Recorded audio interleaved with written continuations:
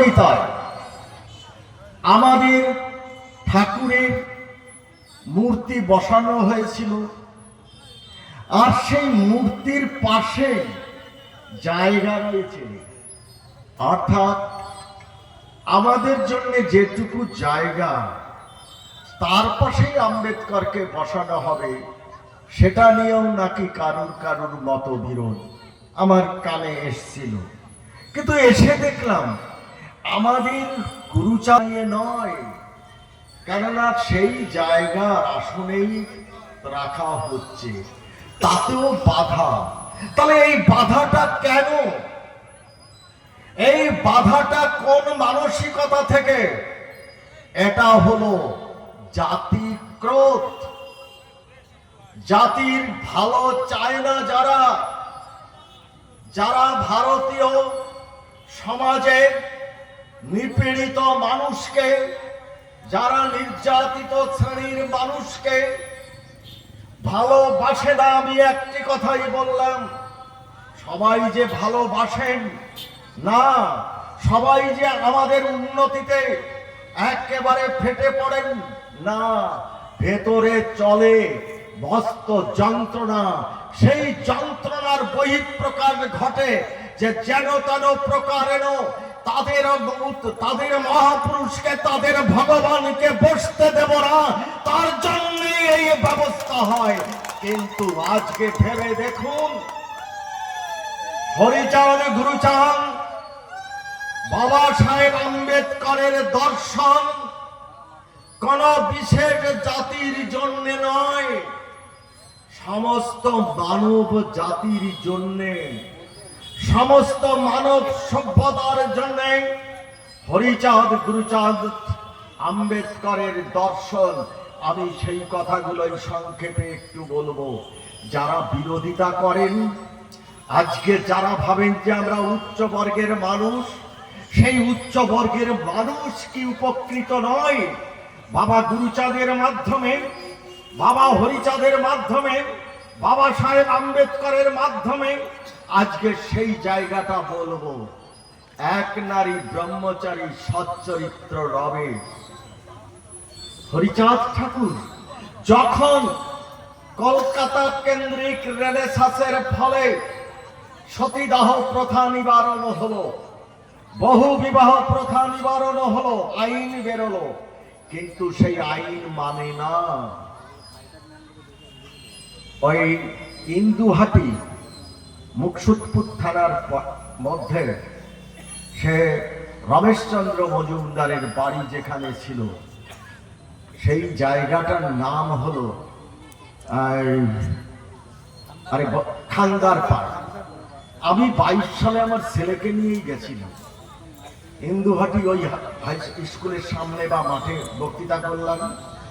2022 সালে ঢাকার থেকে আমাকে ওরা নিয়ে এলো। এসে আমি পরের দিন দেখলাম, শুনলাম এখানে 19টা দুর্গা পুজো হতো ব্রাহ্মণ জমিদারদের বাড়িতে, আর চারিদিকে তাদের প্রচারা হলো নমশূদ্র। ওই বহু গ্রাম, ইন্দুহাটি সমস্ত গ্রামগুলো আমি ঘুরে দেখলাম, কিন্তু সেই খান্দার পাড়ে একটা ব্রাহ্মণও আর নেই। 19টা ব্রাহ্মণ, মানে পুজো হতো, তার 19টা জমিদার, আর সেই জমিদারের প্রচারা কারা ছিল? এই হতভাগ্যদের, ভাগ্য মানুষ, হতভাগারা। সেই মানুষগুলোকে শোষণ করা হতো, আর নিজেদের মধ্যে ছিল সতীদাহ প্রথা।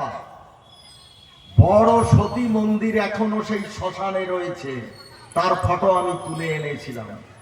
সতীদাহ করা হতো ওইখানেই। হরিচাঁদ ঠাকুরের একদিন হরিচাঁদ ঠাকুর দলবল নিয়ে যাচ্ছেন, একজন ব্রাহ্মণ মহিলা, তাকে পোড়ানোর ব্যবস্থা হয়েছে। তখন বাবা হরিচাঁদের পায়ে এসে জড়িয়ে ধরল। হরিচাঁদ ঠাকুর রুখে দাঁড়ালেন, যেই প্রথা চলবে না।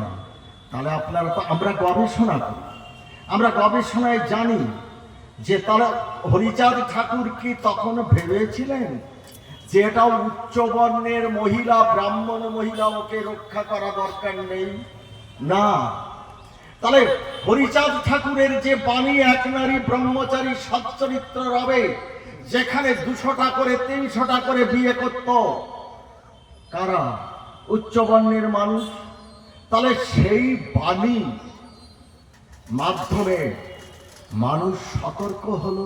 আর দেখুন আম্বেদকর তার সংবিধানের মধ্যে একের বেশি নারী বিয়ে করা যাবে না। তাহলে কি তারা উপকৃত হচ্ছে না? আম্বেদকর অস্পৃশ্যতার বিরুদ্ধে লড়াই করলেন।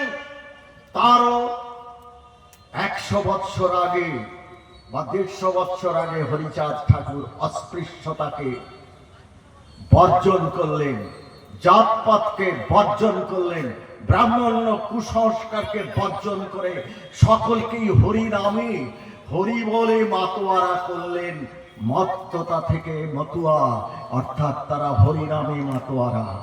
তারা জাত মানে না, তারা অস্পৃশ্যতা মানে না, তারা ভেদাভেদ মানে না।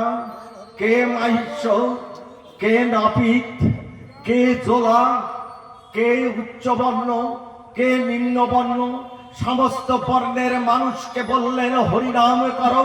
হরি বললে কোনো কিছুই অভাব থাকে না, তোমরা হরিনামে উদ্ধার হবে। তাই আমাকে মন্ত্র দিলেন হরি বল, আমাকে মন্ত্র দিলেন হাতে কাম মুখে নাম। তাহলে আম্বেদকরের আগে যে ক্ষেত্রটা প্রস্তুত হলো, পূর্ব ভারতের পূর্ব গগনে উদিত সূর্য হরিচাঁদের মাধ্যমে, উদিত চন্দ্র গুরুচাঁদের মাধ্যমে অন্ধকার দূরীভূত হলো।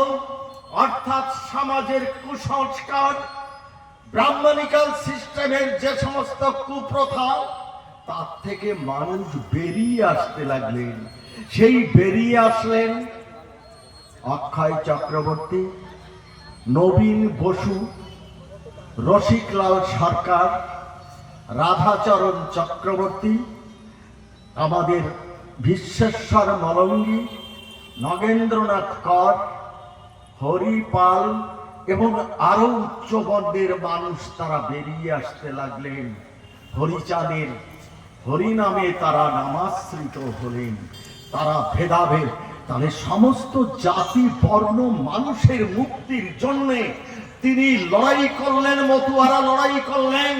আজকে কেন লোকসভায় বিধানসভায় ভারতবর্ষ এবং পৃথিবীর মানুষ জানছে মতুয়া বলে কোটি কোটি মানুষ আছে, নমশূদ্র বলে কোটি মানুষ রয়েছে, আজকে তাদের মুক্তির জন্য লড়াই করেছিলেন আমার হরিচাঁদ গুরুচাঁদ।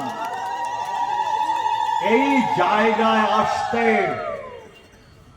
মতুয়ারা দেশভাগের পরে যে লড়াইটা করেছেন এই নদিয়াতে, আমি সেই অজানা ইতিহাসগুলো একটু করে বলবো।